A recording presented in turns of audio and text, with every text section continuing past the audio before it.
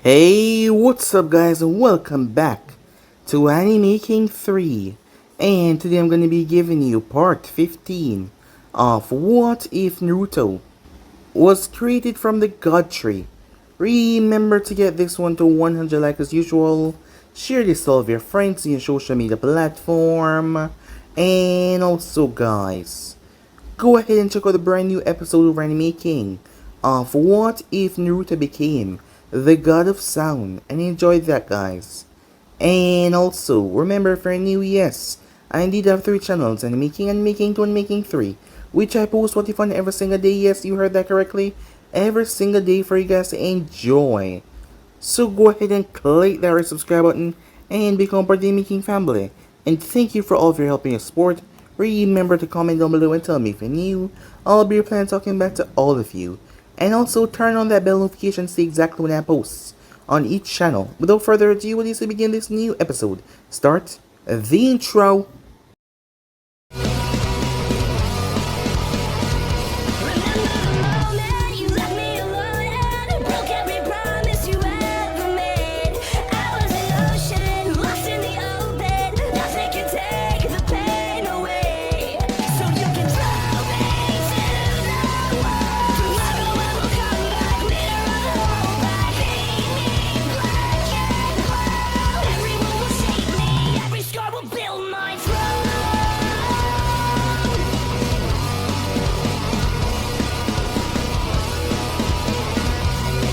So, the last time we left off, as Naruto had left the village along with Guren and Karen. They had all left the village. Zana was a bit upset that she wouldn't see them for a long while, but they promised they would come and visit once again. As Naruto had also built a wall around the village single-handedly, not to mention he left 2 things that would protect them from any threats. They were like statues, but if there was an enemy or anyone that tried to attack the village, those statues would come alive and protect said village. She just couldn't wait for a day that she could see them again. Team 7 was currently on a mission that's what was going on. As they were going towards Land of Wave, they faced the Demon Brothers and they were able to take them down. They continued on with their path. Upon making their way towards the Land of Wave, they were stopped by a psychopath. His name was Hidan, as he was immortal. Kakashi was faster and stronger than him, but Hidan immortality got him the edge. But Kakashi was able to cut off his head, as Sasuke had kicked his body and head into the water. While that was going on, Naruto and the 2 girls were decimating a large force that was made up of the mad acolytes that followed Hidan. They were his servants, and they all praised the one Lord Jashin, but they were not as immortal, so they could die. As Naruto got information after ripping it out of one of their skulls, Hidan was working for a scum named Gato. So with that, they continued to move a country, a village of sorts, and hire them to get rid of Hidan, as they did missions every now and then. The things that the man had done, his religion had done to the leader's daughter, was just appalling, and Naruto wanted him dead as well. That night though, Naruto had some problems as Kaguya was trying to mess with his mind even more. That is when he spoke to the Sage of Six Paths, Hagoromo, as he informed Naruto a bit more about himself, as they haven't really been able to contact each other like this. So they were able to sit down and have a nice chat before Kaguya came in, as she destroyed the realm. Her power was getting more and more, as the seal was chipping away because of Naruto. As she was able to make contact with the outside world, where she found Zetsu. Zetsu was shocked. She told him to continue doing what he was doing, but he was to leave Naruto alone. She also told Naruto that she was gonna take him as her husband, and he will stand at her side, and there was nothing that he can do about that. As Naruto was against this, he would not agree to any of her terms. Meanwhile with Zetsu, she was speaking to him. She was like a hologramic figure, as she told him to leave Naruto out of his plans and do what he wanted to do, and hurry up and revive her, but leave Naruto alone. Zetsu will listen to his mother no matter what, so he simply agreed. Naruto woke up after that, as he made his way with the girls. After that, Team 7 had made their way towards a home. Mito was able to connect with Inari on a level that the both of them went through pain similar, so she understood as he spoke. The time finally came though, as two bandits tried to attack the house. But they were stopped by Mito as she went off. She told Sahara the fox to stay here. But after sensing that Mito was in danger, Sahara rushed toward the field. The acolytes, Hidan brought them all. The acolytes took on the children. They were not that fast or powerful, but they were just crazy. Mito got injured by one. As all of them rushed her, Sasuke couldn't reach in time, nor did Hinata. But Sahara came on the bridge though, as she decimated the forces that surrounded Mito. She had grew about the size of a horse, her tail becoming wild and mixed with some strange purple energy, shocking Mito at that. But it was then that the three individuals landed on the bridge, as they were all wearing masks. As Sahara turned towards them, everyone did. It was then that this middle one, being Naruto, seen Mito bleeding as he lost it. He turned towards Hidan as he promised that he would give him up excruciating death.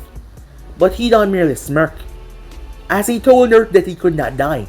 But that was his downfall. It would be more painful for him. But he didn't really understand that, because he simply found all of this to be a praise to his Lord Jashin. As he pulled his sight, but Naruto raised his hand, as power started to fluctuate off of him. Kakashi was in a pickle right now. This was a lot more than he expected. And now who were these guys? So yeah guys, it's basically that's what I thought of you guys games. Switch across the playlist, check it out for yourself, and also guys, stay in tune for the rest of what is coming your way, and also go ahead and check out Anime King. And Anime King 2, I indeed have 3 channels that I post on every single day for you guys to enjoy. And yeah guys, go ahead and turn on that bell notification. So yeah, what do you say begin this new episode? Let's get right into it guys. Hidan was in a full-on laughter. "You think you can kill me," he said. "You fool, I'm immortal. I will send you all to Lord Jashin." His acolytes got prepared. But before they could attack, Gurren flashed your hand sign. "Crystal release. Jade crystal clone," she said. She formed 5 copies of herself that was made from crystals. As they all spread out, the copies were ruthless. Throats of the acolytes were being slashed. They were being stabbed and cut down mercilessly.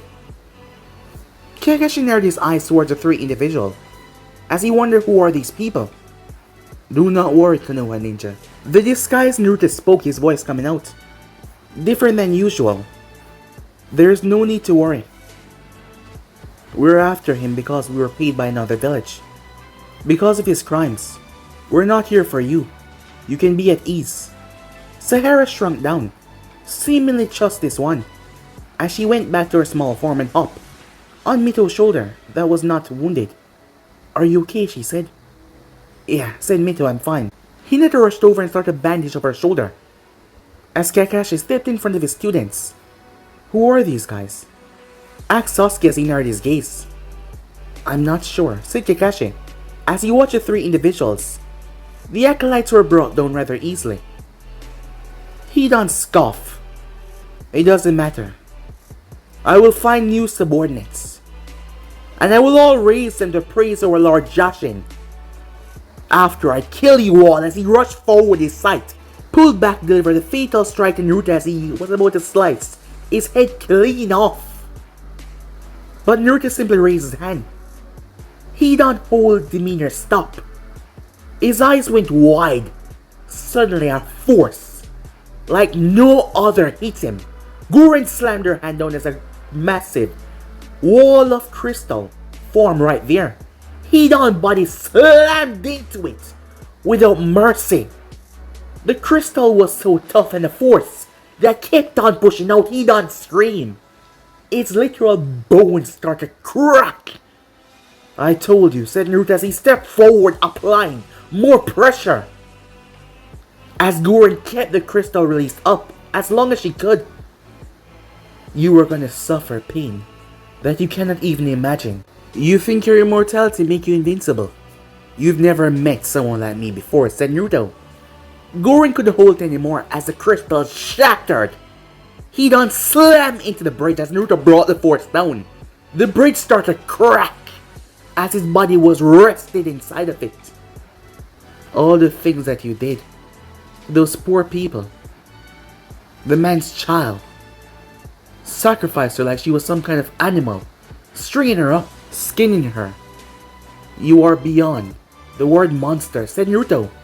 Hidan looked up But Naruto forcefully cracked his skull into the bridge once again, as blood started to leak from his head. You pray to your Jashin. Why don't you call for mercy, and let your god come and stop me? Hidan could not speak, as Naruto picked him up by just a wave of his hand with the force. As Hidan's body was being bent back, he screamed horrifically. Naruto's right hand turned into a specter, a blue specter. As his fingers and everything was translucent, he reached into Hidan's chest.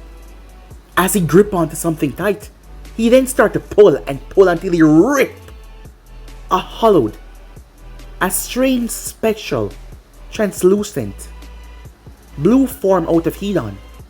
Hidan's body slumped down as it collapsed. The thing in his arm started to struggle. Normally I wouldn't do this, but you deserve this and much more. As Naruto stabbed his hand into the thing, crack marks started to appear on it. It started hollowing pain and agony before it exploded in a bright shower of light. He placed his hand on Hidan's body as it was sucked away in a swirling vortex, like a wormhole of sorts. He then got back to his feet. He turned towards the two girls. Are you guys okay? Yes, we're just fine, said Karen. Let us go, she said. Wait! They turned as they saw the red-headed child rushing over to them. Mito, wait! Asked Kakashi. Placed his hand on her shoulder, stopping her. Who are you guys? Mito asked, as she focused on the one in the center. Just a group of people trying to help, he said.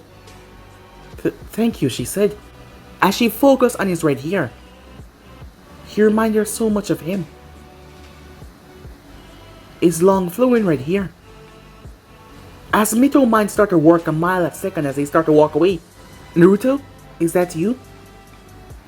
Mito didn't notice, but Kakashi's Sharingan did. He flinched slightly. He paused as he looked towards her. I am unsure who you're talking about. You aren't Naruto? Uzumakichi asked. No, I'm not sure who that is. Oh, I'm sorry.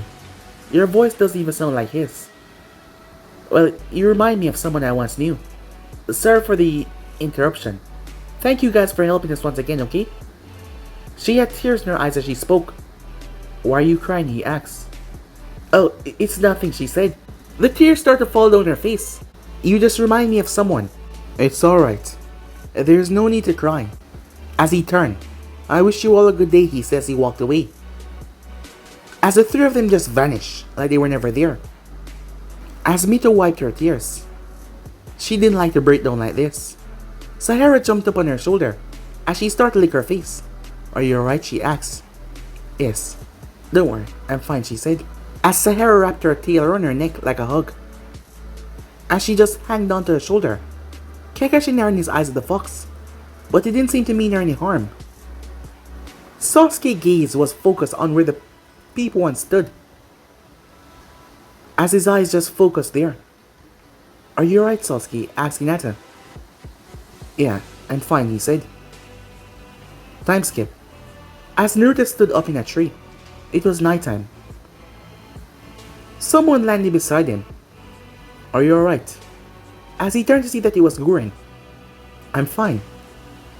You know, I've been with you for a long time now, and I know when you're not okay. It must have been hard seeing her after all this time, and couldn't tell her who you are. It must have been painful. I just wanted to know if anything I'm here, you know that, right? Naruto placed a hand on her head. Of course I do, he said. Thank you for worrying, he said, but I'll be fine. Look, before I met you too, sometimes I woke up and wonder what was the point of even going on today. Life was crap, and hard, and painful all the time. But you and Karen over there took me in. You treated me like family. And I don't want you to be feeling pain and not telling us what's going on, okay? It's not right for you to suffer in silence. Do you understand me? She said, raising her head high. As Naruto chuckled a bit. And what's so funny? She asked. You just remind me of Mito. I do? Yeah. She was always headstrong about a couple of things. And when she doesn't get her way, it's sweet, he said. She blushed in embarrassment at that. Alright, fine, she said. But if there's anything that you want to talk about, I'm here, she said. We're both here. Alright? Yeah, I know. I'm grateful, said Naruto. Alright. Well, I'm tired now. I'm gonna go and get some sleep, she said. Yeah, you go rest, said Naruto. She nodded as she made her way. As Naruto leaned in the tree, there was still something that he had to do. He hated to see people suffer. He made his way to find Gato. Time skip. The group had returned back to Konoha. A mission well done, but Mito was sadder than ever. For a moment there she thought that guy was Naruto. Well, it was not the first time that she thought that she saw him. But for a moment there she just... Kakashi was left alone in Hiruzen in the office. And you say he flinched. But that is not enough to tell that he's who you think it is. Lord Third, this person, deal with the enemy that I was fighting like he was nothing. The way he fought, it is similar to the way Naruto fought. While he did not rely heavily on taijutsu, he relied mostly on his extraordinary abilities. If he had used those black orbs of his, I would have known, but he did not. He was also with those two girls. The other one has red hair deep as Kushin is. I feel like she's a Uzumaki. Kakashi, you do know that Kushina was the only Uzumaki? I doubt it, sir. I don't know why, but I feel like I'm correct. He flinched for a moment, a brief moment. Her words struck him when he called out her name. Hiruzen sighed, even if this is him. There's no guarantee that he's still in the wave. Besides, he was there to do a mission. Hiruzen got the idea. Thank you for the information, Kakashi. I'll look into it. As Kakashi was dismissed, Hiruzen was left alone. As it was more than enough surprise today. Firstly, he knew that Mito had a small fox that had unusual powers that Mito didn't even understand herself. But the fox meant them no harm. But he could understand why she hid it. People in Konoha did not take kindly to fox nowadays, ever since the attack on Konoha. So he understood. But he realized something. If Naruto was on a mission for a village, he just had to find out which village and track the source back. This is good, he thought to himself. Not to mention the death of Gato. Kakashi, after the bridge was finished, got suspicious. Why Gato did not try to send anyone else? Kakashi had flown back their base, a mansion that once belonged to the daimyo of Wave, who was killed and the place was taken over by Gato. The place was empty. Kakashi did find signs of a battle, but all of the thugs and Gato were just gone. It was like they just packed up and leave, but Kakashi doubted that was the case. Whoever that guy was, if it was indeed Naruto, he must have taken care of them. But this was the closest they got to a tip in finding Naruto in years, as Hiruzen really and truly wondered if it was actually him. Time skip. A few months has passed since the whole wave attack, as the group had went on several missions other than that. The three of them had shown to be promising genin of their year. Their skills had been honed by their family, as the three of them keep on getting stronger and stronger. So when the time came for the exams, there was no question about them joining. Kakashi and Hiruzen felt that they were ready to take part and move on to their career of becoming Chunins. They were ready for it. Everyone believed that, even their parents. They had gotten a lot stronger over the past 6 months. Things were holding up within Konoha. There's been no surprising attacks, nothing that has plagued the village or caused any problems. But there was ninjas coming from all over the elemental nation to take part in the exams. If not done properly, it could be chaotic, and Hiruzen wanted to make sure that everything was fine. At the moment though, at a bar, a little bit off the land of Wayne, as Jiraiya of the Sanin, a well-known pervert, sage, many other things, altar, many more, enter with a charming smile. As he went and sat down, there was someone to his right wearing a hood.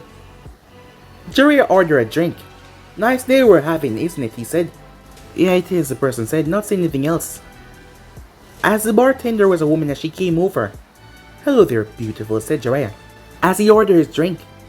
Coming right up, sir, she said, with a bit of flirting in it, as Jiraiya's eyes widened a bit, as he got this perverted grin on his face. As the woman was just enticing him, his money flew out of his pockets within seconds. Jiraiya noticed the individual beside him was drinking a low-tap alcohol drink. What's the point of coming to a bar and buying something like that? I mean, it can't even get you lightly buzzed, said Jiraiya. Well, I'm not looking forward to become drunk. I just like the taste of this. Well, if you say so, Jiraiya said as he patted him on the shoulder. Hey, how about I buy you a real drink? So you can experience what a real drink is like. Kind of you, but I'm afraid that I'm rather busy. As the person got up, come on, Naruto. Why don't we sit down and chat for a bit? The person paused. He sat back down. His face was still shaded, as Jiraiya took his drink and poured himself in the saucer and drank before he placed the saucer back down. Yeah, I know it's you. It's been hard tracking you down. I mean, it has been years. The only reason why I found you was because you left a trail from your last mission. Come on, there's no need hiding it. I've been following you for some days now. But this is a perfect chance. When I get you alone. Those friends of yours are rather tired. I saw them went to the hotel. As Naruto sipped more of his drink, his face was still hidden to Jiraiya. You know, you've been doing all sorts of things around the Elemental Nation. Many people call you guys the Hooded Trio. You've been doing a lot around the Elemental Nation, I've heard. Place after place, they speak with nothing but respect of your name. But the thing is, you never actually gave them your correct name. It's always something else. But the girls, on the other hand, Gurren and Karen, as Naruto gazed, turned towards the man. Jiraiya could feel it despite not seeing it. Come on, you know I don't mean them any harm or anything. I'm just here to talk to you. You know the Chunin exams are coming up in Konoha. Your sister is taking part in it to become a Chunin of the village. As Naruto turned his head, finally, after so long, Jiraiya saw his face. My, you've surely grown. Well, I mean, you are a man right now. I bet you got all the girls swooning over you. As Naruto did not smile or anything, his face was just calm. Ridiculously calm. What do you want? He asks. It's not usual as Sanin finds a missing nin and it goes well. Well, I just want to talk, to find out your reasons and all that. You know, you made Kushina cry, and Mito as well when you left. I was shocked when I found out. You were the only person that was able to delude me for so long. Not even Orochimaru escaped for so long without me getting a whiff of somewhere where he is, but you. Not even a single drop over the past couple of years. But you let your guard down. Well, maybe it's because you're too helpful. I don't follow, said Naruto. You've been helping so much people, you've been spreading yourself too much around, and you left a trail. But now I finally found you. And what do you intend to do? Bring you back to Konoha, of course, said Jiraiya. Why don't we go outside and let's talk about this? As Naruto released a breath. Jiraiya, he said. Yeah. You were the first one that saw my power. You knew how strong I was back then. That was ages ago. I assure you, you have no idea what I can do. Don't sell me short, kid. I am a Sanin. Yes, I know that. You are beneficial to Konoha. You're a protector. They're a spy master. That is why I don't wish to see you dead. So, if you know what's good for you, I suggest you leave this place and stop following me. I don't get it. Why would you do all those terrible things in Konoha and yet be out here offering your help to people? You protected small villages that I definitely know have no money to pay you because they were on the verge of breaking down, but you came in as your savior. I know you get paid from every now and then village, but you went by some villages who see you as a literal god because of things that you did for them and saved them out of states of dying and desperation. And yet you killed so much in Konoha and leave, mostly focusing on the Uchihas. Care to tell me why you did that? No, said Naruto. Come on, not even a jab or anything. Naruto got up as Jiraiya grabbed his wrist. We're not done talking, said Jiraiya. We need to get you back to Konoha. Naruto's eyes switched into the Renni Sharingan. Jiraiya noticed. In here, he thought. But before he could, a black and red portal opened up behind him. As Naruto raised his hand, Jiraiya was blown into the portal. Jiraiya crashed. As he was confused, the portal closed as he rushed after it. Damn it, he said. He was in woods. Which woods he wasn't sure. He jumped up to the highest tree as he looked around. He looked to be in the Fire Nation. What the hell? How was that possible? How could he be in the Fire Nation? Back in the bar. It's quite alright. Everything is fine, said Naruto. As he paid for his drink and he left. Time skip. Jiraiya found himself back at Konoha. How the hell did he end up in the Fire Nation? Really? What did Naruto do to him? Did he teleport him? But how? How strong has the brat gotten? Jiraiya thought to himself. Damn it.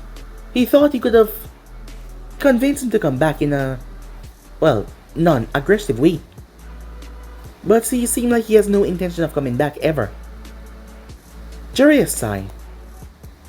As he had seen every day, the looks on Mito and Kushina's faces. And after losing Minato, he wanted to make them happy. But once again he failed to even accomplish that. He slammed his fist into the tree beside him.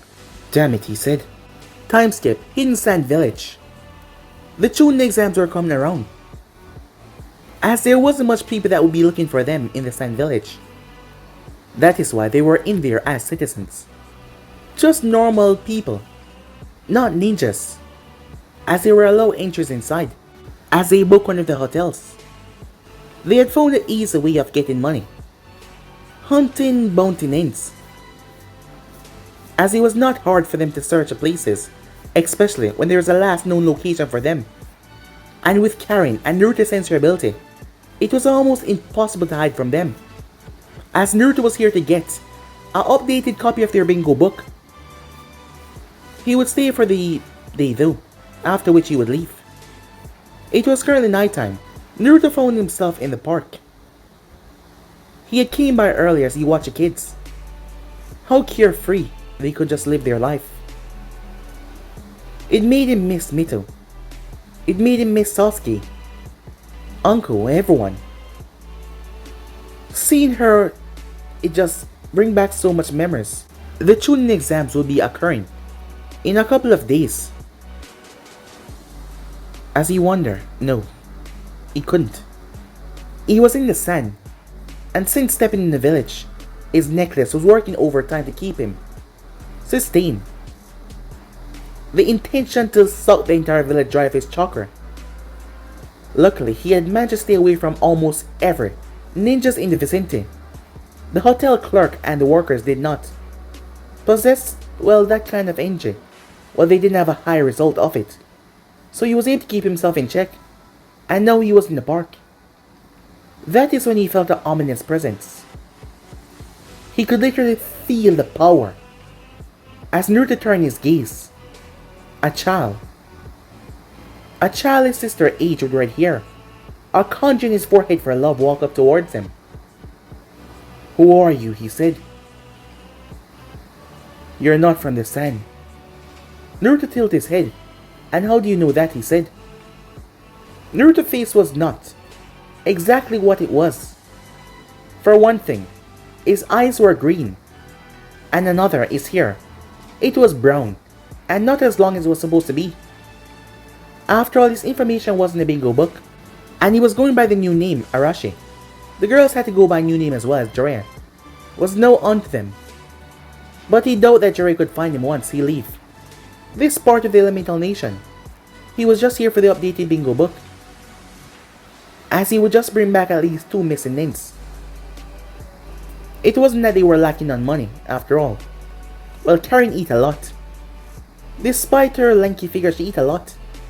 And Naruto just didn't need to eat that much. And Gorin was kind of picky with her food.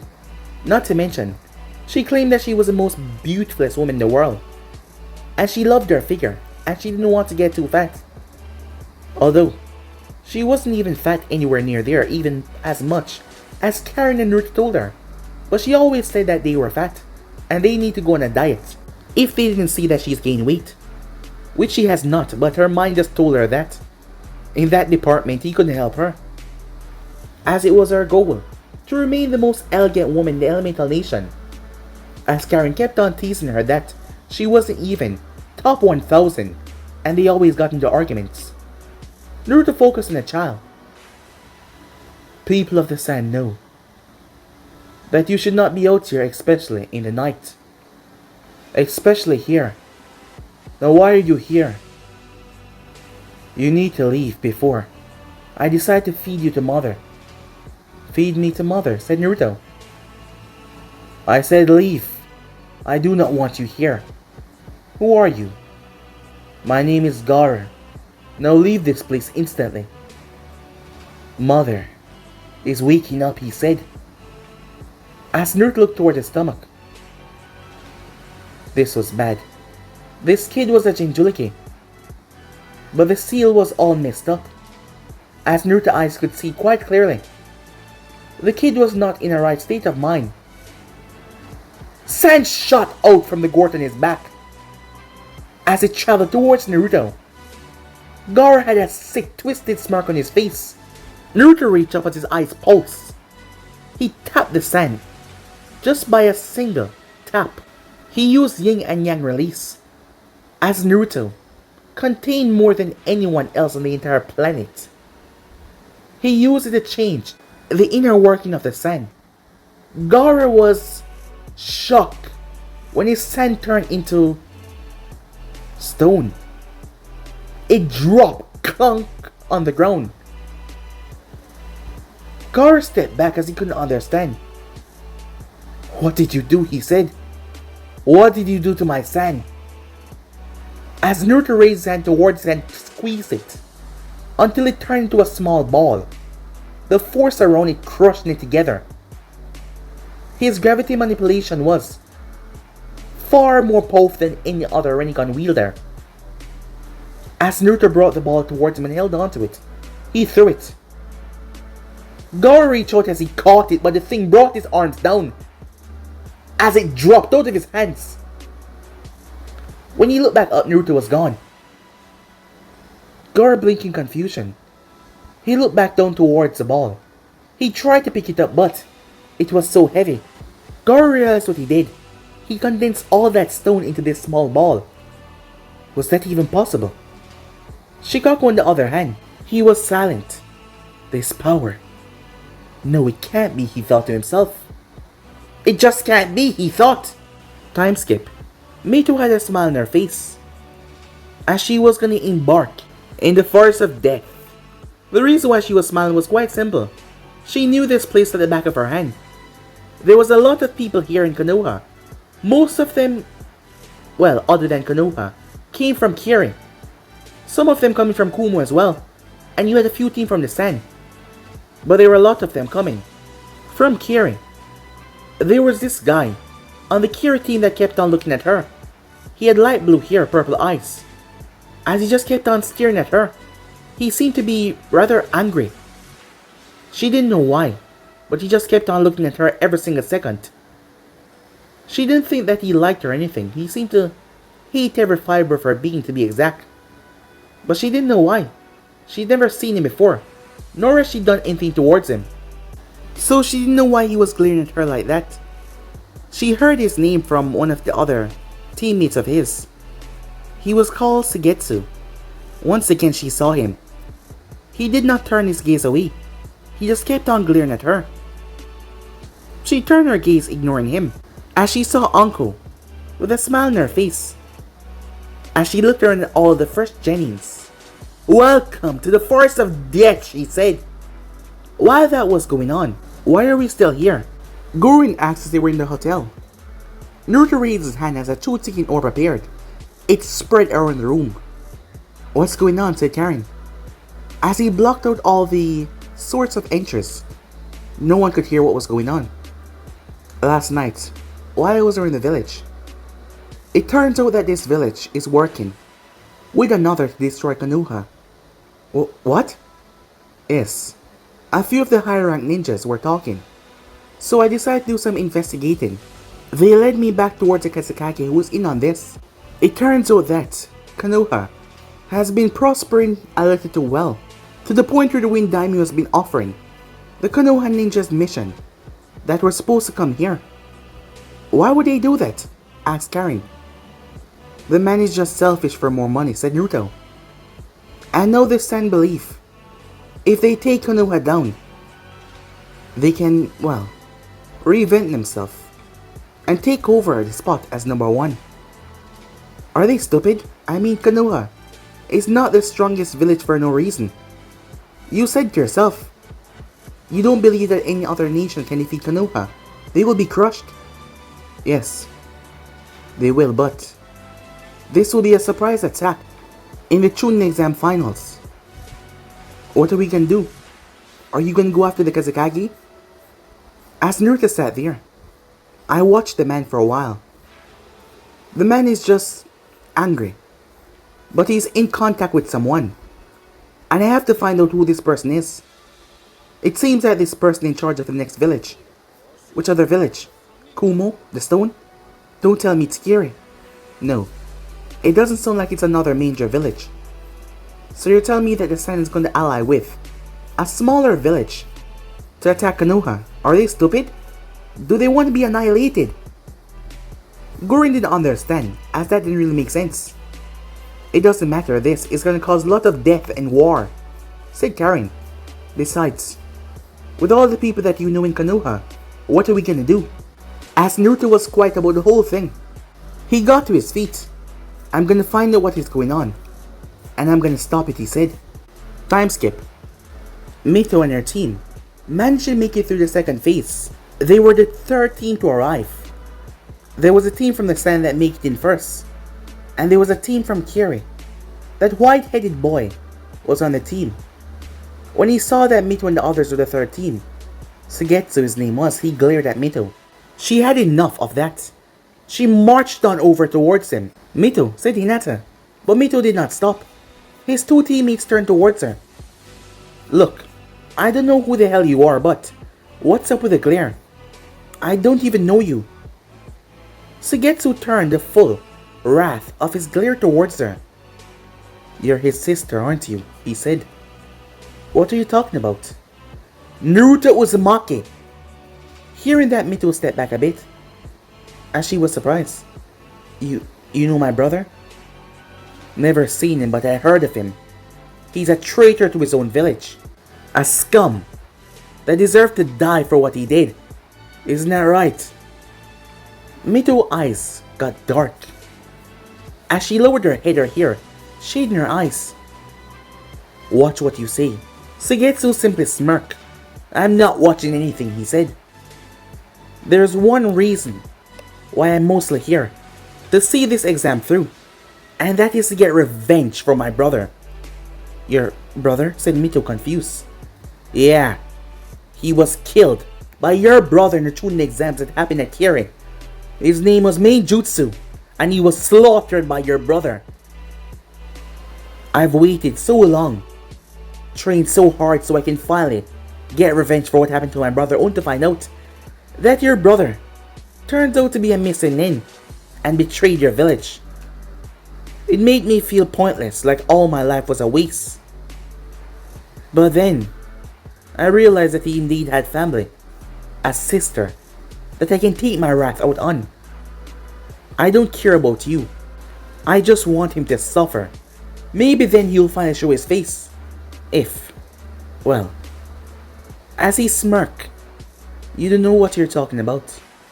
And besides, even if we fought, and you somehow manage to kill me, because I presume that is what you want, you think that what, my brother's just gonna appear, and you're gonna fight and kill him as well.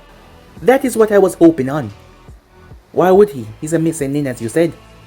Missing nins always still care about their family. It might be hard for them to not look back, but they always still care. And I'm hoping that he still cares about you. Well, if he doesn't, I guess there is no point, but still. I just want to make sure I am satisfied with him knowing that I was the one to kill you. Sasuke gazed focused on Suigetsu. You speak like you will actually win, he said. As Suigetsu turned towards him, I wasn't talking to you. Yet you were talking about killing my teammates. I suggest you choose your words carefully. I will not take a threat about one of my friends lying down that easily. Suigetsu smirked. Yeah? And what are you gonna do about it? As Suigetsu's teammate placed a hand on his shoulder. Calm down, Suigetsu. It was a girl. The lower half of her face was covered in a mask, like Kakashi's. She had bright blue hair. The other teammate was a guy, with a bandana tied around his head. As his face looked calm and neutral, Suigetsu took a breath. Well, there's no point to get working up here, but I promise you, if we do come to blows, my sword will be the last thing that you see before I remove your head, he said. As Sasuke's gaze narrowed dangerously, Mito raised a hand stopping him, as Hinata stood protectively, right beside Mito. It's alright guys, she said. Don't think I'll just lie back and let you do as you please. I would like to see you try and stop me, he said. Well then, if we come to blows, you will find out. With that, they separated. The preliminaries had to give off because there was too much people there. There was no real epic fight in the preliminaries except for Rock Lee versus Gaara. Rock Lee was wounded rather badly. On the other hand, the other Genins, most of them didn't show that spectacular show. Mito faced off against the Kunoichi on the Kiri team. Her name was Maki. She mostly relied on water-based ninjutsu, but Mito was just stronger overall. Sasuke faced off against a boy. His name was Ryu, as he came from Kumo. He knew a few lightning techniques, but he was not that special. Hinata faced off against another Kumo ninja, a girl. She had white hair and dark red eyes. She focused mostly on Kenjutsu, but once Hinata got away her blade, she did not stand a chance. The entire team of Team 7 got through to the finals, and several other members of the Konoha team. Neji was one of them, Lee was one of them as well. Tenten failed. Gaara got through. Kankuro Temari as well. The fights for the finals though, they were going to be spectacular. As it really happened, Suigetsu would be faced off against Mito. As he couldn't believe it, he got his wish come true. As he was hell-bent on making her pay for what happened to his brother, and nothing would stop him. Sasuke would be facing off against Gaara in the 5th round. As Gaara was just out for blood, Hinata would be facing off against a Kumo ninja, a guy that was abnormally large and big for his age. He seemed to be a powerhouse. And the other Konoha ninjas will embark on their mission as well, to fight off against other members. Because of the number, no one will be fighting anyone from their own village.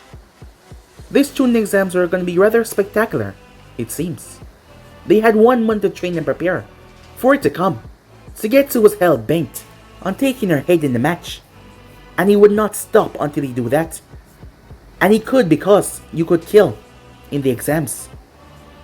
So with that, they set off for their month of training. While that was going on, Naruto and the others had been gathering information to try and find out who was this other source.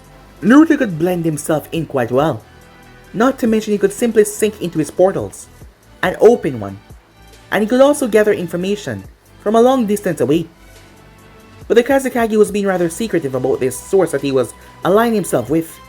It was almost like he was ashamed to do so, like he want no part of this. The person must be really bad. And judging that the person also hated Konoha, Naruto figured that he was a missing name from Konoha, and the person that popped into his mind was the one that hurt Uncle. Well, he hurt Uncle as well by leaving, but he was speaking about Orochimaru's Sanin. Naruto had information, a way of getting information inside of Konoha, and from what he heard back, Orochimaru's name has not popped up in Konoha. That meant he had no reason to go there, so he was planning something big for the finals then. He knew that the Hokage would not listen to a claim about the sand being, well, bad, because many people can just try to trick him by writing something, so he would not just listen to a claim like that. But Naruto could not show himself like that. The Hokage office is always surrounded by envoys. The moment he stepped in, they would try to subdue him, and he didn't want to hurt people, not to mention going to Konoha would be rather risky, and if they were to attack him, he could lose his composure, as he felt that feeling swimming inside of him. And every time he thought about that, he felt that damn woman trying to use her power to oppress him and control him. He still hadn't contacted with Hagoromo since that day, but he knew that Hagoromo could help him understand what to do. And not to mention this last transformation, he wasn't sure what she was talking about. Was this not his full power? He was confused by that. The girls, on the other hand, they were great at gathering information. As they all split apart, they knew how to reach him just in case something was wrong. As they all went to gather information to find out what was happening in Konoha. Despite not knowing Mito or Kushner, the way that Naruto spoke about her, about them, the two girls felt like they knew them, and like they were part of the family, because Naruto saw both of them as his sister. So they felt like they knew them. And Naruto wanted to do this, so they would not hesitate in helping him, stopping Konoha from getting destroyed. This unknown force was still out of the way, because the Kage has been rather secretive, not claiming or saying anything about who exactly he was joining up forces with, because he seemed to not like the person, but they were useful, so he was using them. Naruto had a feeling that he would be using his child, the red-headed one known as Gaara, to cause this attack. But Naruto could easily subdue the Shikaku. It wasn't really a challenge, but he still didn't want the attack to happen. That is why he will try his best to stop it. After weeks of trying, the information was not really that much to gather. After all, who would want to tell that you're planning on attacking Konoha? So Naruto did the next best thing. He let his information slip.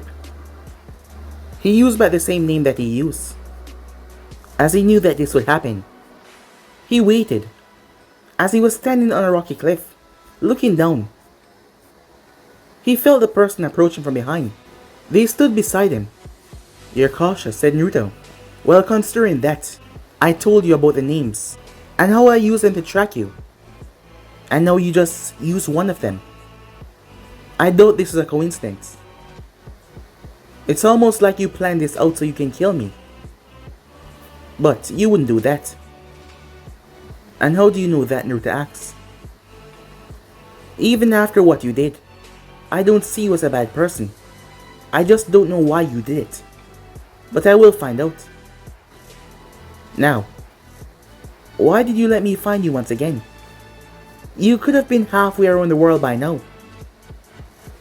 I know that you can teleport." As Naruto said nothing on that, I have some information that you need to know about. "And what might that be?" "Konoha is going to be attacked by the Sand and another nation." Jiraiya was shocked. "What?" "And I have a feeling that Orochimaru is in control of the other nation." Jiraiya couldn't believe what he was hearing. "And where did you get this information?" "Look, I need you to look into this. I need you to find out and stop this before it happens. You know why I can't show my face in Konoha? No, I don't know exactly why, said Jiraiya. Let's cut the crap, shall we? Said Naruto. This is viable information that you need to know. You can use it to prevent this from happening. Why? Said Jiraiya. Why what? Why would you want to stop this? I thought you didn't care for the village anymore. You did. Slaughter so much people and then leave. So tell me why now. Why are you showing this kind of kindness towards the village to help it? I don't have to explain myself to you, said Naruto. You either stop this or Konoha will be attacked. Or you plot a way to help your village. I have nothing more to say. Jiraiya was close enough as he shot forward as Naruto did not stop him. He slammed the tag right on Naruto's shoulder. As black markings spread out of it. Seal, he said. It bind Naruto's body. As it held on to him tight. I'm sorry, but I have to do this, said Jiraiya. I have to get you back to the village. You have so much information that will be necessary in protecting it. And besides, I'm curious myself, why did you do what you did? And there's a lot of people that want to see you. So you're coming back whether you like it or not. Naruto released a sigh. You should know. What, said Jiraiya as Naruto reached out to touch him. These things can't hold me. An unnatural force exploded the entire cliff top. Jiraiya's eyes went wide as he had to leap away, the whole thing falling down below. He watched as Naruto broke free in mid-air, the seal, unable to contain so much power. As Naruto floated there. I commend your efforts in trying to bring me back, but it's not gonna happen. A seal like that can't hold me, said Naruto. I gave you all that I know. Now go and do something about it. This is on your head if you screw up. With that, Naruto flew off. Jiraiya stood there. He cursed. This was bad. Really, really bad. But Naruto was now gone. He had to head back to the village as he rushed back rather quickly. Unknown to none of them, not even Naruto, Orochimaru was more crafty than anyone else. But that craftiness was going to lead to his downfall. Not just his though. Perhaps the entire world. Because Orochimaru the Sannin, who was currently underground, had a smile on his face. He was hunting down things from Konoha to use. One of those things was not the Sharingan. There were a lot of Uchihas. A few that had the Sharingan, but there was not a short amount. But there was something else Orochimaru wanted. And that was the Kyuubi. Yes, the Kyuubi. And he knew exactly where it was. Inside of Mito Uzumaki, Orochimaru had plans. Plans that would change his world forever. But not by his doing. Because he was gonna try and capture Mito Uzumaki. He was gonna start something that he could not finish. And perhaps cause the destruction of the entire elemental nation as he knew it. By going after that girl. And it was not the Kyuubi he should fear. No, it was not. But guys, it'll be in subscribe right here. If you want the next person to do, like, subscribe, comment down below, and turn on the bell notifications they posted. But I'm off for now. See you guys soon. Peace.